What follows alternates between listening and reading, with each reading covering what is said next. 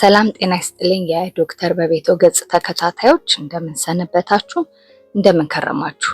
በያላችሁበት ጤናና ሰላም ለሁላችሁም ይሁን። ዛሬ ይዤላችሁ የመጣሁት በሽታን የመከላከል አቅማችንን የሚገነባ ለቆዳና ለልብ ጤና የሚጠቅም የደም ግፊትን የሚቆጣጠር እንዲሁም ሴሎቻችንን ከጉዳት የሚከላከል የጁስ አይነት ይሆናል። አብራችሁን ቆዩ። ይህንን ጁስ ለማዘጋጀት የሚያስፈልገን ግብዓት አንድ ካሮት እና አንድ ብርቱካን ነው። ካሮት በቫይታሚን ኤ የበለጸገ የአትክልት አይነት ሲሆን በዚህም የቦን ቲሹን ወይንም የአጥንት ሴሎችን እንደገና እንዲያገግሙ ይረዳቸዋል። በሽታን የመከላከል አቅማችንን ያጎለብታል። ለቆዳ ጥራትና የኮሌስትሮል መጠናችንን ለማስተካከል ይረዳል።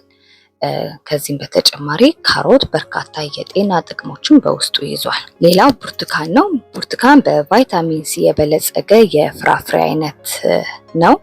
እንደ ካሮት ሁሉ ብርቱካንም በሽታን የመከላከል ኃይላችንን ያጎለብታል። የኮሌስትሮል መጠናችንን ይከላከላል። የማስታወስ ኃይላችንን ያጎለብታል።